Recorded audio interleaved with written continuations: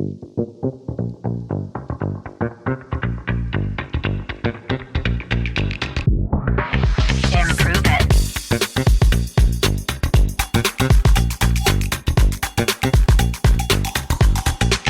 Improve it. Podcast.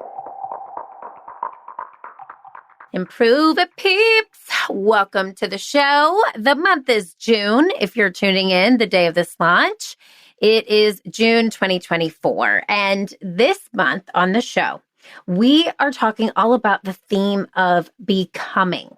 So every month we have a theme for the show, and we use that theme to guide our conversations, the solo episodes, the guest episodes. And this month's theme is really interesting to me. I love this word, becoming. And I think I love it because this year, particularly in 2024, I have become who I am meant to be. And you might be sitting there listening to that and be like, oh, who does she think she is? Or you might be sitting there listening and thinking, cool. Or you might be sitting there listening and thinking, say more or say less, but I'm going to tell you more anyway. Let me tell you this. I'm so proud that I have become this version of me. I knew I could become her all along. It has taken a lot of self-reflection, a lot of self-healing, a lot of looking inward into who I am and who I am meant to be in order to sit here today and say with confidence that I've become who I am meant to be. I want you to think about what the word becoming means to you. Have you become who you are meant to be? Have you become who you are meant to be? For me, becoming is symbolic. Becoming is getting myself out of the minutia and rising above that minutia and using my higher consciousness to have conversations, to record this podcast, to lead a team, to lead my family. I've always seen the symbol of a butterfly as becoming, and I know that's not ironic. Many people do. This started for me when I was in 8th grade, and I was told by my parents that we were moving from our small town in Georgia to a suburb of Detroit, Michigan. Now, talk about a fish out of water. I literally had like the most Southern accent of anyone you could ever meet and was moving to a high school where our high school spoke 40 different languages. And I said 40 different languages. But also in leaving this small town in Georgia, I was leaving behind a past identity. I was leaving behind a version of myself that I no longer wanted to be. I had made friends with a group of people who weren't great influences on my life, who one in particular was a bully to me, who made me feel horrible about myself, and knew that when I got to this new place, I was going to become a different version. And so I took on this symbol of a butterfly as that reminder. And I asked my mom for my birthday, instead of anything fancy for my 16th birthday, can I just hire somebody to paint butterflies all over my room? And so my high school room had butterflies painted all over it. And I know that probably comes as a surprise to no one, but it was a reminder. It wasn't just a happy-go-lucky feeling. It was a reminder to me every single day to give myself wings, to allow myself to break free of what was and embrace what is and what I am becoming.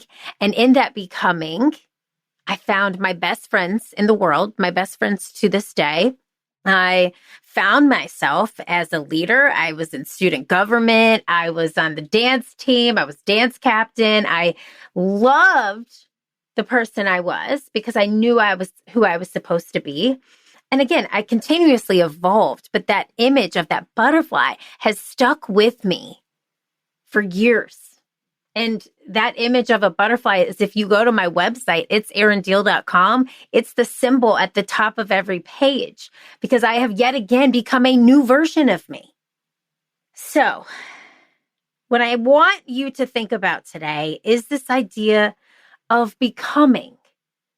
What have you become? Who have you become? And who do you want to become? Because becoming requires a lot of vulnerability. It becomes part of your DNA to question things about yourself, to dive deep and to really find the things about you that make you you and embrace them and love them fully. So today I am so excited to chat with Jacob Morgan. Oh, he's such a good guest, all about this concept of vulnerability and becoming the leaders we want to be led by. Now, Jacob is the best-selling author of 5 books, which is a huge feat, and including his most recent book, Leading with Vulnerability, Unlock Your Greatest Superpower to Transform Yourself, Your Team, and Your Organization, which came out in October and can be found at leadwithvulnerability.com. He's also a speaker and a professionally trained futurist whose work has been endorsed by the CEOs of Best Buy, MasterCard, Unilever, KPMG, Nestle, Cisco, and best-selling authors like Adam Grant, Mel Robbins, Patrick Lencioni, and Amy Edmondson. I am so thrilled to chat with Jacob on the pod today. And if you clicked play, it's because you want to lead with more vulnerability. You want to feel like you can bring your whole self to work, and you might even be exploring what it might be looking like to you if you were able to be led by somebody else who is more vulnerable. I want you to get ready to be blown away by the research today, the facts, and also the talk itself that we have. I always have some notes, but we really drifted in this conversation to some really great talking points I know you're going to find insightful. So without further ado, let's become who we are meant to be and get to improving it with Jacob Morgan. Hey, Jacob, welcome to the Improve It podcast. I'm so happy we have you. Yeah, thank you for having me. Yeah, all the way from California. So, and I mean, everybody who's listening is from all over the place. So I love asking people where they're located. I also love having a theme for the show every month. And this month's theme is becoming. So could we set an intention for our time together? Maybe it's one word you want to give yourself. Maybe it's one word you want to give our audience. What is one word that comes to mind for you? Well, I think one of the things we're going to talk about today is vulnerability. So I would go with that one. Okay. I love it. And we're going to go there. We're going to go all in. I want to talk about this theme too of becoming, because every month we dive into a different theme. What does the word becoming mean to you? Becoming a better version of you. It's one of the things that I'm working on with my kids as well. So always becoming better. Mm-hmm. How old are your kids? I have a soon-to-be 4-year-old and a soon-to-be 8-year-old. Wow. Okay. And I have a 4.5-year-old. I know that the 4-year-old journey. I'm not at the 8-year-old journey, but I know that you're watching them become different versions of themselves every day. And kind of guiding them through that. Has there been a time in your life where you felt like you've really stepped into who you're supposed to become? I'd say it's been, well, you mean parenting-wise or just general? You could be parenting or it could be general. Well, I'd say parenting-wise more so in the past, I don't know, year or so. Just trying to work on things that I never thought I would do. So, for example, we're working on our, not corporate values, but like family values. So just like an organization has some values that they have that represent what it's like to work at that company, we're working on our Morgan family values. So every time at dinner, we sit around while we're eating, and my daughter, my wife, myself, and even my 4-year-old son likes to chime in a little bit. And we say, well, what represents our family? What are some of the things that we stand for? And, sometimes they'll shout out funny things like, we love dessert. And I'm like, yes, that's true. That's a good, that's a good value. But then we also have other things in there like, we have something called no whine zone, meaning, when somebody's whining about something that's really silly and somebody else catches it, we say, hey, it's a no whine zone. And we have other things like be brave and speak up. So working on stuff like that has been really fun and meaningful for me, and just to see how the kids respond and how they try to live those values. And, when my daughter and my son notice that somebody else isn't living those values, they'll catch on to it, and we start rewarding the right behaviors. So we talk about manners a lot. And so when somebody has good manners, my daughter or my son will say, "Oh, good manners." So we're trying to bring that into our house. And it's pretty fun and rewarding to see you create these little people and trying to help them become the best version of themselves, which also helps me become the best version of me. Isn't it funny? They're like your best teacher, they really are. And it's also, I'm not sure, who would you say, like, is one of your children more like you or your partner? Does one remind you of yourself more than the other? Yeah, I mean, they both have attributes of each of us. Yeah. But maybe it's because of the different ages, but I'd say my daughter, well, both, right? My son is very silly and likes to mess around, which he gets from, I mean, my wife can be like that too, but that reminds me of me. And my daughter's also very competitive and she hates losing and she can be very serious and she gets some of that. Like I have that in me too, where I hate losing. So I think, depending on the situation, they each have a little bit of each of us. Yeah, I hear that. It's so, for me, I think I have one son and it's kind of like watching myself in the mirror sometimes. And when I catch that, there's the best parts and then there's the not so great parts. And so it's such a good reminder of who they're becoming, who you want to become, and how you can help get them to the place that you know that they can be. So I love that. Okay, well, let's go to your intention. Let's talk about vulnerability because this is you. This is what you're here to talk to us in the world about. I love this question. What's the difference between being vulnerable versus leading with vulnerability? It's a big distinction. And I'm sure a lot of people who listen and watch your show have heard of the concept of vulnerability. And, we've both done improv, and improv can also feel very vulnerable at times, especially when you first start doing it. But vulnerability, in the context of work, mind you, is really this idea about saying or doing something that exposes you to the potential of emotional harm. Now, in your personal life, it's very clear why you want to do that because it creates trust, builds relationships, creates connections. You do this with your significant other, with friends, with family. But at work, we have a very different dynamic. You have a salary, you have a boss, you have employees, customers, projects, deadlines. And so if you just show up to work every day talking about gaps that you have and sharing the gaps that you have, it's actually going to hurt you far more than it can help you. Because you have to imagine you are there because you have a certain responsibility. You are paid to do a certain job. And so you can't just show up to work every day talking about the gaps that you have. I made a mistake. I'm sorry. I'm going through a hard time. I don't know how to do this. Can you please help me? At a certain point, somebody's going to look at you and say, hey, maybe this isn't a good fit. So vulnerability is basically about exposing and sharing these gaps that you have. Leading with vulnerability, on the other hand, is about sharing the gaps that you have and demonstrating what you yourself are trying to do to close those gaps. So a very simple example is, let's say you made a mistake on a project. Being vulnerable would be going to your boss at the time and saying, hey, I'm really sorry I messed this up. I made a terrible mistake. Leading with vulnerability would say, I'm really sorry. I know I messed this up, but here's what I learned from the mistake. And here's what I'm going to do going forward to make sure that this mistake doesn't happen again. Because again, in the context of work, if you go to your boss to just talk about a mistake or something like that, your boss is never going to look at you and say, oh, gee, thank you for telling me you made that mistake. Your boss is going to look at you and say, well, yeah, I guess thanks for telling me, but the customer is still unhappy. The project is still not complete. The deadline has still not been met. The revenue goals are still not there. What are you going to do about it? Mm-hmm. And so I always tell current and aspiring leaders, purely being vulnerable at work can hurt you far more than it can help you.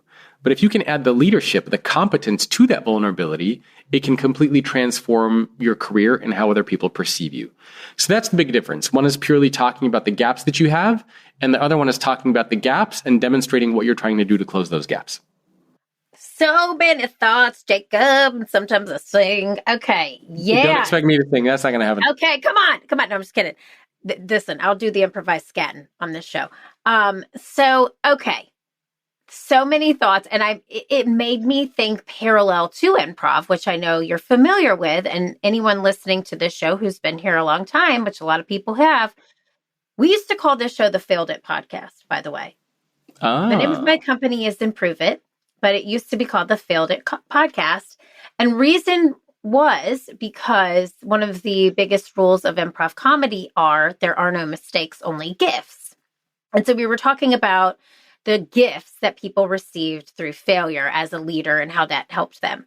So when I'm hearing you talk about vulnerability, I know this is a roundabout way, I promise you I'm going to nail it, is that I'm seeing the leading with vulnerability as the opportunity to say, hey, I failed, I messed up, but yeah, I'm going to transform that into a leading opportunity, a lesson learning opportunity, and I'm going to teach from that place.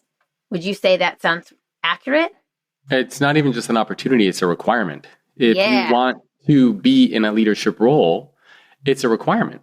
And it's not just making a mistake. It could be when you ask for help. I have a small team of people that I work with, and they frequently ask me for help, or they come to me and they'll say, hey, I don't know how to do this. Can you help me?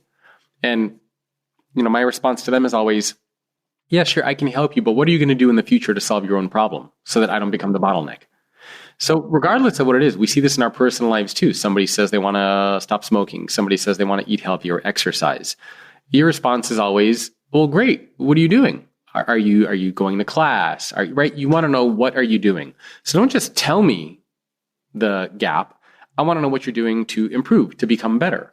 Yeah. And I think that's the big mistake that a lot of people make, is we oftentimes use vulnerability as a way to justify poor performance. I messed up, and to justify that I'm messing up, I'm going to use vulnerability as a way to kind of shield myself from my mistake. I don't want to take accountability. I'm not going to own the mistake that I made. I'm just going to use vulnerability as a way to, diffuse the accountability and competence piece that I'm lacking. And that's not a good way to lead. That's not a good way to work inside of an organization. And it's uncomfortable because it forces you to not just talk about issues, but to try to figure out how to solve them, even if you make a mistake solving them. So it makes you much more accountable, much more responsible. It puts you in the driver's seat. And a lot of people don't like that, because usually, especially at work, if we make a mistake, we feel like, okay, there's got to be somebody I can go to help me. Somebody else can solve the problem for me. And that's just not how life works. And that's not how a lot of business situations work either. So your team, your leaders want to know that you are out there being accountable, that you're solving problems, that if you're making mistakes, that you're learning from them, that if you need help, you're going to figure out ways to get help, and that you're not just going to be somebody who's, gap. At a certain point, you're not going to be a good fit for that company. Yeah, makes total sense. I love it. Yeah, and there's a concept in psychology called the pratfall effect, by the way, which some people might be familiar with, which basically states that, there's a very strong relationship between competence and vulnerability, meaning that if you are a highly competent person and then you're vulnerable, for example, you make a mistake, people now view you as being more competent, more likable, more human, because you've already demonstrated your competence. Now with making a mistake and being vulnerable, you're demonstrating your human side. And that gives you kind of like a 1 + 1 = 3 approach. However, if you're not good at your job, you're not demonstrating competence, and you're vulnerable, such as talking about mistakes that you made, all that does is reinforce your mediocrity. So, you have to be very careful with how you approach vulnerability, specifically in a work setting. Interesting. And that makes total sense to me too. Ooh, hoo, hoo. Listen, I don't like to brag, but I call myself a failfluencer. Okay. And that is, can I say this, Jacob? Just mano y mano. I'm just going to share this. So I came up with this terminology during 2020 because I just felt like I was failing left and right, and I was influencing other people. At the time, I wouldn't say I was competent. I wouldn't say I was competent when I gave myself that title. And now, I led myself and my team through change. So I guess you can say I was competent, and we totally pivoted our business. But I really was failing, and I was talking about those failures, and I think a lot of people were at the time. But I see that difference as if I'm this person who is competent, and then I'm showing my human side. Yeah. Versus if I'm not showing my competency, it looks like I'm just flopping, right? I'm just failing all over the place. Okay. Yeah. So let's address this, because I think this is really interesting. You know what I do for a living? I go into companies and I ask them to use improv to be their highest selves. That A must be fun. lot of people right there. Yeah. So you even smile. You see that awkward smile? Like everybody gets it a little bit, right? Yeah. And it's like another day at the office for me. And I get that this is, and I have a team of 22 professionals who we do this together. When we go in, we know we're there to make people get comfortable with the uncomfortable. When we talk about vulnerability and leading with vulnerability, people also kind of get that hesitancy. What are some of the reasons why people are hesitant to lead with vulnerability? What are some of the things that you see? Well, the number one reason is people don't want to be perceived as being weak or incompetent, right? You don't want to talk about a gap that you have because people are going to look at you and say, oh, I knew you shouldn't be in that role. I knew you shouldn't be doing what you're doing. And so the way that you solve that, the solution is actually in the question. So how do you use vulnerability without making yourself seem incompetent is you add competence to the vulnerability. And that's exactly what we talked about, right? It's how do you add the here's what I learned from my mistake to the mistake. So whenever I tell current and aspiring leaders, whenever they know that there's vulnerability that's going to be present, try to add that level of leadership, try to add that level of competence into the mix, right? I don't know what I should do, but I think I have a couple ideas here. I've been doing a little bit of research on this. Maybe you can give me a little bit of feedback on this. I made a mistake, but here's what I learned. I'm not feeling great. I'm going through a tough time, but I reached out to a couple people to try to get support. I'm a first-time leader. I know I've never done this before, and I'm very nervous to be a first-time leader, but I'm going to be meeting with our CMO once every month, and she's going to be giving me feedback on how I can become better, and I have an executive coach. Like, I'm demonstrating what I'm trying to do to close that gap. And I think that's a very, very important thing to remember for everybody is add that leadership to the vulnerability whenever you can. Yeah. And you can see when somebody's doing that genuinely too. You can feel that shift, and you can feel, I also love that you said, I don't know, but here's some of the things I'm looking at. Like, I also think, and tell me, I lead a team, but you're the expert here. Saying I don't know also is a vulnerable thing to say, but it also shows that you're trying to find the answer by giving the backup support and solution. I think saying I don't know as a leader, and I'll get back to you where I'm going to find the answers, is showing competence. Would you agree with that? Yeah. I mean, I think purely saying I don't know probably doesn't help anybody, but to say I don't know, but here's what I think. Yeah. Or I don't know, let me do a little bit of research and get back to you with a couple of solutions. Yeah. That is a far more effective approach than being in a meeting and somebody calls on you and says, hey, what do you think about the new direction that we should be taking, or about this strategy? And you say, that's a great question. I have no idea. Like that in no way, shape or form reflects positively on you at all. It just makes you seem like you don't belong in that meeting. Whereas if you say, hey, that's a really good question. I have a couple ideas here that I'm willing to share. I'm not sure if any of them are the best course of action, but here are a couple different possibilities that we might be able to take, and I'd love your feedback. You don't have to be right, but Yes. simply just, here's my gap, and throwing that in front of everyone's face is not the best approach. And so a lot of people think that when you bring in that leadership or the competence piece, it means you have to be right. You don't. You could still be wrong, but at least show that you are trying to close that gap that you have. And I think that is the most important thing from anything that we're talking about today. Me too.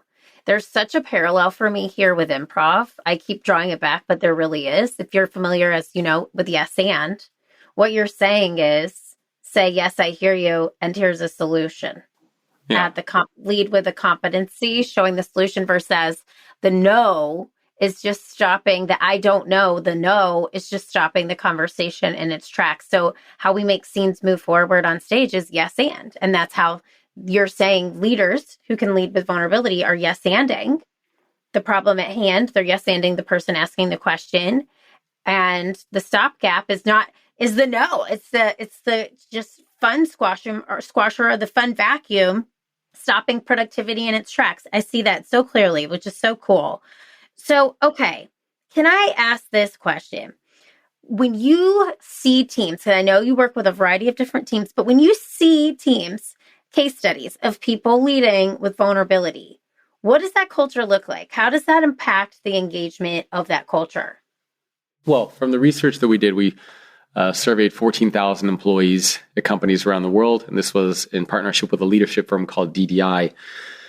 And we see that inside these organizations, the leaders who lead with vulnerability often or always, when appropriate, keyword there, those leaders are perceived to be as higher quality.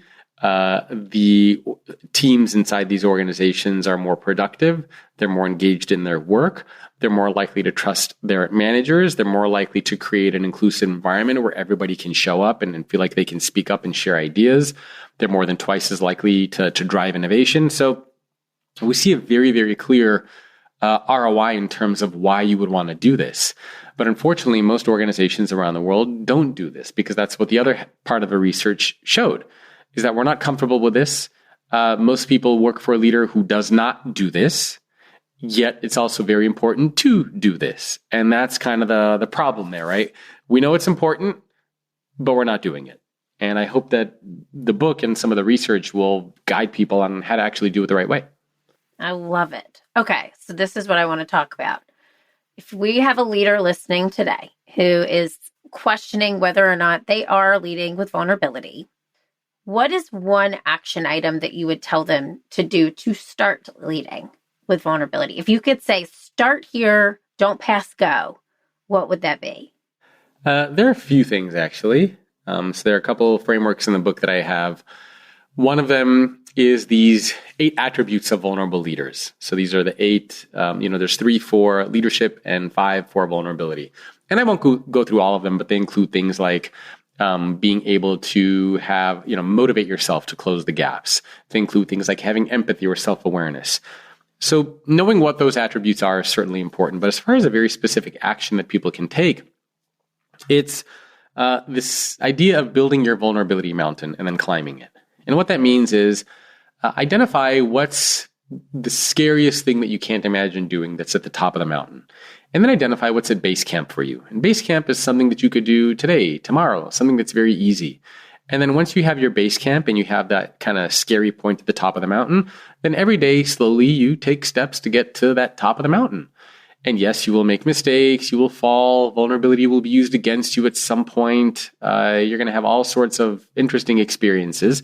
But the higher up the mountain you climb, the farther out you can see, the more beautiful the vistas become, the more people you meet on your journey, and you'll see tremendous value in actually doing it. So identify what's at that base camp for you, identify what's at that top of the mountain for you, and then you climb. One of the CEOs I interviewed is Penny Pennington. She's the CEO of Edward Jones, big financial institution. I think they have 55,000 employees. And, she told me she was very uncomfortable with this. And whenever she would get into the elevator with employees, she had nothing to say. And she felt very weird and awkward and vulnerable. But she also knew the importance of connecting with her employees. And so to start, she would give herself a little cheat sheet. And, maybe sometimes she would even write it down on a little note card to kind of rehearse it. And so she'd had this kind of canned response so that when people would get into the elevator with her, she had sort of a little script that she would say around maybe what she did over the weekend or what she learned or something that she's experiencing or going through.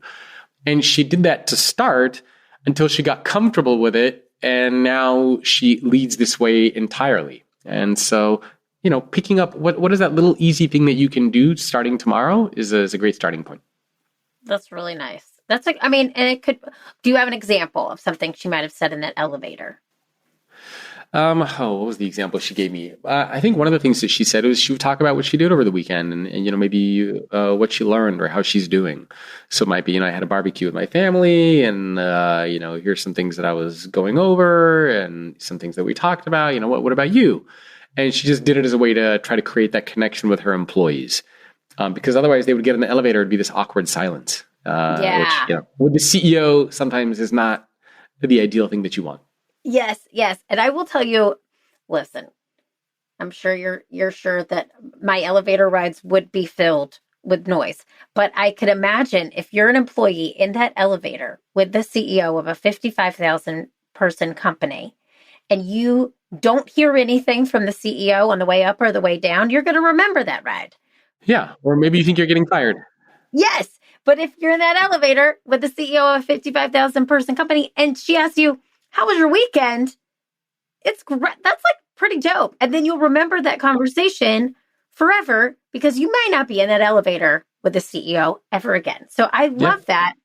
And that's an intentional choice. That's an intentional thing that someone is doing because it makes it less transactional. It makes it more about the human being versus the human doing, which I'm a big fan of. Something that you said that I want to ask, you said your vulnerability can be used against you. What are some scenarios that you've seen vulnerability being used against you? Oh, it can happen all the time. It could be, maybe you talk about a mistake that you made at work and somebody on your team says, see, that's why you shouldn't be promoted because you clearly aren't able to use that, handle this role.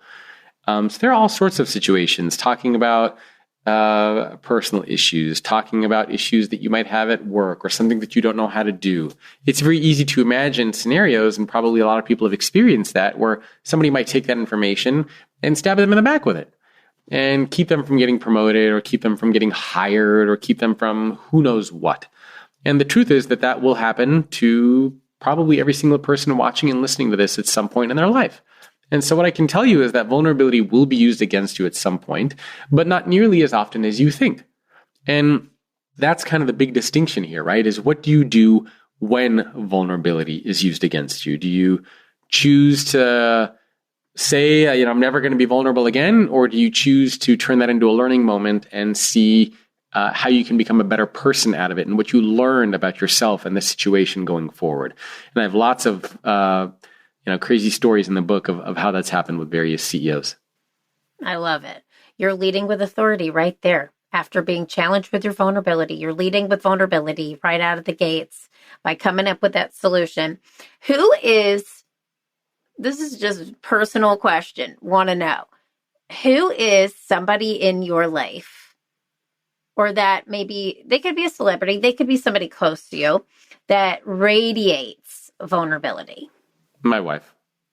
Oh, give her a little shout out. She better listen to this episode. What's her name? Blake Morgan. Blake Morgan. Listen up. Yeah. Okay, tell us about Blake Morgan. I love it. Well, she's my wife, and she's much better about talking about challenges and struggles and being more open than I am, even though I wrote a book about this. But it's still, I grew up with Russian immigrant parents. Well, the Republic of Georgia immigrant parents. And so my dad growing up always said that you shouldn't talk about your feelings and your emotions or your challenges and always try to be number one and keep things to yourself. My mom's the exact opposite, but I grew up, watching and emulating my dad. And so vulnerability is still very weird and uncomfortable and hard for me. And I'm certainly trying to get better at it. But it feels like for my wife, it's just second nature. It's very easy for her to talk about a difficult time or a struggle. And sometimes I even tell her, I'm like, you're sharing too much. Like, why would you be sharing this? And sometimes that's true, right? Sometimes she does, she can be too vulnerable, or sometimes she can say things that maybe are not in her best interest, either personally or professionally. But, I'm amazed at how many times she does it and people respond positively to her and to her message. So, clearly she's got something figured out that I need to figure out. Yeah. Okay. So what does Blake do for a living? She does what I do, but focuses on customer experience. Wow. Okay. Yeah. So I talk about leadership and future of work and employee experience. So she's a speaker, she writes books, but she does everything focused more on customer experience. Love it. See, and there's something with being vulnerable and being in that type of role, like a sales-oriented, customer-focused role, that I think really resonates with people. You have to share this episode with her, okay, so she can share it with her friends so everybody knows. That was really awesome. That was really cool. I'm not sure if I asked my husband that question, if he would have said me. Okay, he might have been like, she just shares the world and she just blabs her gums all day long. But that is so awesome. And the things that you shared about her were also really interesting too, because it feels like she's leading with vulnerability and people feel a little less alone when she does that. Yeah, for sure. I mean, especially in our personal life, a lot of her friends appreciate that. Again, you can get into trouble, and I'm sure she's had it used against her as well. I should ask her. But it does create a lot of great connections and relationships for her because she does have some close friends that she probably wouldn't have if she wasn't able to do that. Yeah. I want to ask you the opposite of this question, but I'm just not because you don't have to name a name, but is there a case study or a situation that you've witnessed when somebody just didn't lead with vulnerability at all and it was a downfall for the people they were leading? Yeah, I mean, one of the stories I have in the book is from Hollis Harris, who's the former CEO of Continental Airlines. Now, he was very vulnerable, but he didn't have any leadership that he brought to it. And so the company was going through a tough time in the early 90s, and he sent out a memo to his entire workforce talking about all the challenges and problems and struggles that the company was going through. But then he ended his memo by saying that the best thing you could do is to pray for the future of the company. And then the next day he was fired. So that's the situation where a leader was very vulnerable, but they didn't add any leadership to it. And so because they didn't add that leadership to it, it caused chaos and panic and pandemonium, and the CEO ended up getting fired the very next day. And then I have also stories of the exact opposite, where other CEOs were in similar situations. For example, Fleetwood Grobler, he's the CEO of a company called Sasol, a South African energy company, also tens of thousands of employees.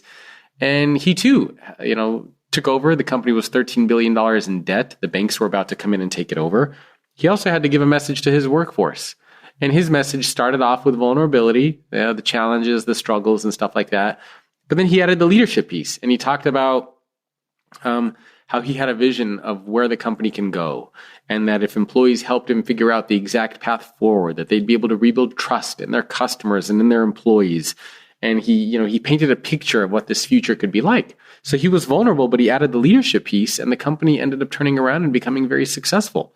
So that's the difference, right? Between when you're purely just talking about the gaps versus, hey, the gap, I know we're struggling, but I know, here's how we can get out of it, or here's what that future could look like. And it's a very different scenario.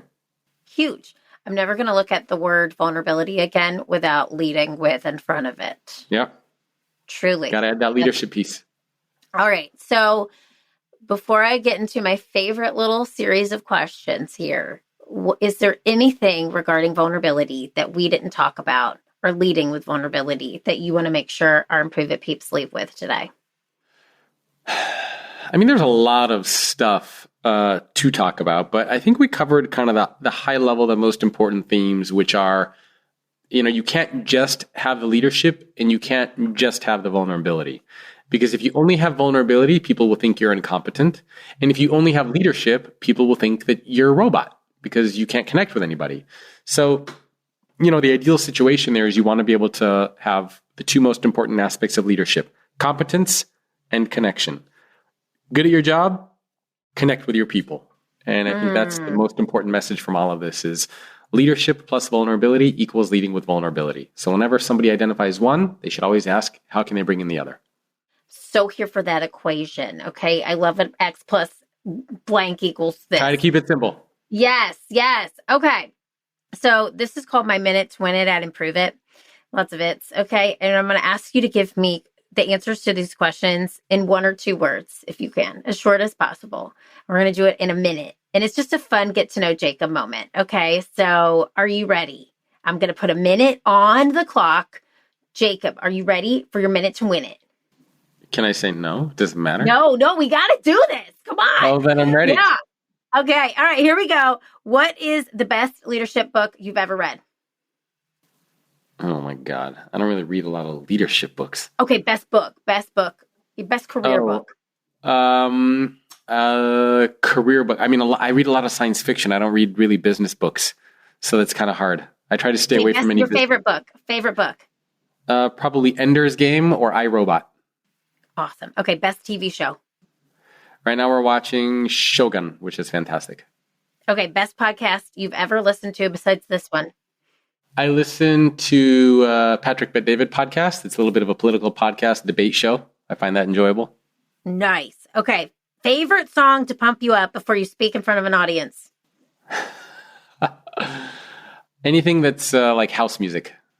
Nice. Okay. It's a minute. I had more, but you nailed it. I feel good You about can it. ask more This if you is fun. want. The career book question threw us off because I don't really read business books. I try to, most of what or where I learn from is, I interview a lot of people and I work with different leaders, and so that's where I get a lot of my my lessons learned from. But I try not to read other business books that much. And why is that? Can I ask that? What's the reason? Because for me, the most effective way to learn is from the leaders themselves instead of other Yeah. people who wrote books about those leaders. So right now I'm Yeah. working on the second edition of the Employee Experience Advantage book, which will come out next year. And so, I could read HR studies, I could read HR books, but instead I'm interviewing 100 chief human resource officers myself. And Nice. so that to me is far more valuable than reading a book about somebody else who read the people that I'm talking to directly. I love it. So I try to, when I'm reading, I try to read, like right now I'm going to try reading Master and Margarita, which is a old book published by a Soviet author, I think in the 40s or 50s. I'm reading just a wide variety and genre of different books. That's awesome. And I love that. You just jump around to what you're feeling and feeling called to at the time. I love it. Exactly. I love it. Okay, this is my final question. We say at Improve It, your it is that thing or that purpose that you're here to do. What is your it? So I say to create great leaders, engaged employees, and future-ready organizations. So kind of those align to the three areas that I focus on. Nice. Okay. And I know the Improve It peeps, that's what we call our audience, the Improve It peeps. I know they're going to want to find you. Where can they find you? Pretty easy to find. My website is thefutureorganization.com. I have a Substack, which is greatleadership.substack.com. My email is jacob@thefutureorganization.com for anybody who wants to reach out to me. And the new book is called Leading with Vulnerability. And you could type that into Amazon or wherever you buy books. I love it. Okay. We're going to link all of those in the show notes. I got to say, I feel like we covered your intention for this show. I think we talked about vulnerability. We drove it home, but more importantly, we talked about leading with vulnerability. So thank you for sharing your insights. Congrats on the book. And thank you for being here, Jacob. Thank you for having me. Improve It, peeps. Such a good show. I am becoming more excited by the minute for you to share this episode. Here's your homework today. If today's episode resonated with you in any way, shape, or form, I want you to share it with a leader who you know is vulnerable. Tell them thank you for leading with vulnerability. Tell them thank you for showing up in this world and becoming the version of themselves that has helped many people. Now, here's what I'm going to ask. If you have any questions from today, if there's anything that I can answer for you, leave a 5-star review, please, and give that question to me in the comments of the review on iTunes. Your reviews help us bring on more amazing guests like Jacob. It also helps us just find more people, bring them to the Improve It Peeps community. And it is also a way for me to hear from you. So please leave a review on iTunes and just know it means the absolute world that you spent your time here today improving yourself and becoming the version of you always knew you could be. You know what I'm going to say? Keep failing, keep improving, because this world needs that special it that only you can bring. I'll see you next time.